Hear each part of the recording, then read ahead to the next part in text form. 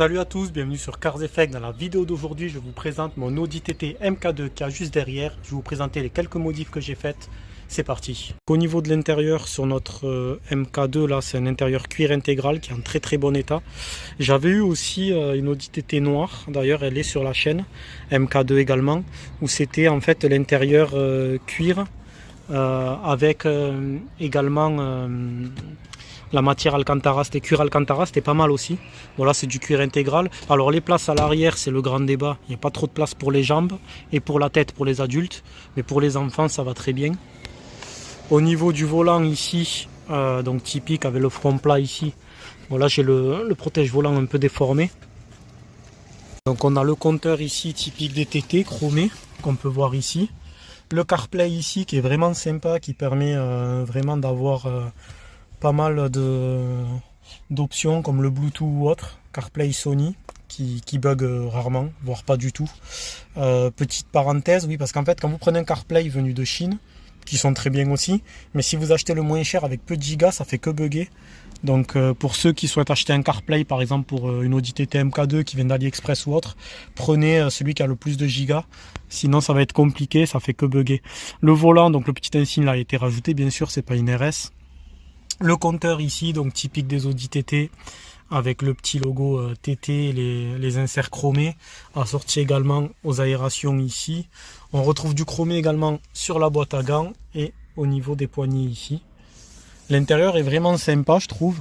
C'est un peu une petite R8 avec ici, vous voyez, les commandes de chauffage et autres.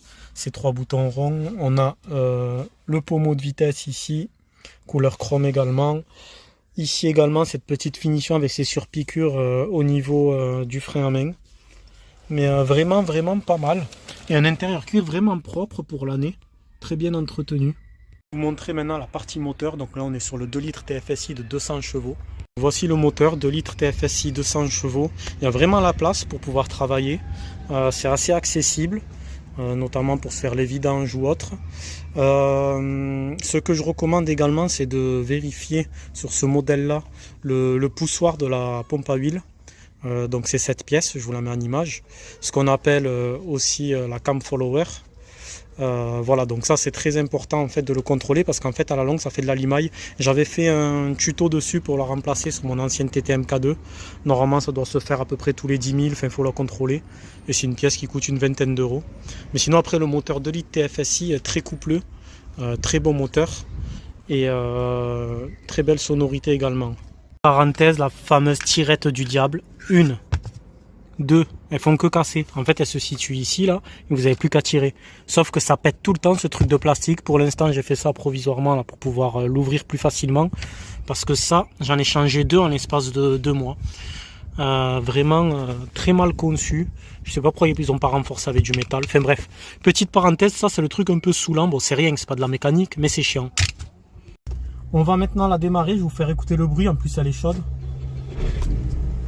Déjà au démarrage, ça fait un petit vroom. Elle fait vraiment un joli bruit pour un bruit d'origine. Elle a une très belle sonorité. Et puis quand on accélère, en fait dans les premiers rapports, elle marche plutôt bien.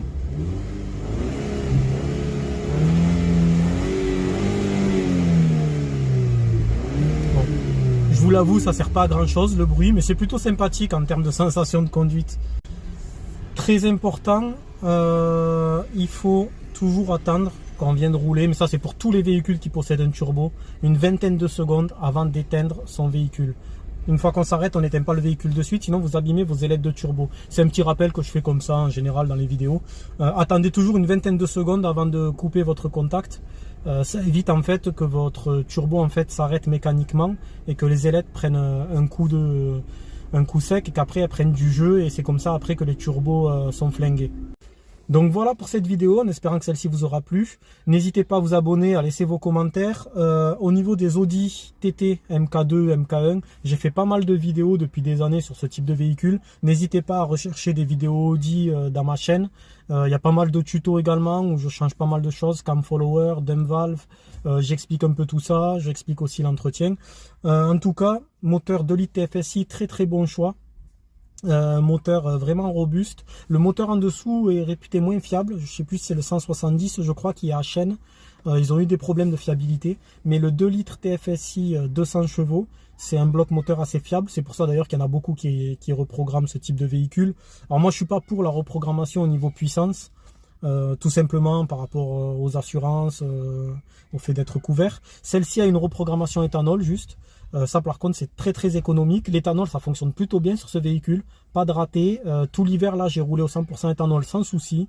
J'ai pas eu de gros inconvénients par rapport à l'éthanol sur cette voiture. Bien sûr ça a été fait chez un professionnel. Donc voilà, quoi vous dire de plus. Très bonne sensation avec ce véhicule de conduite. Fiable. Pas mal de reprises.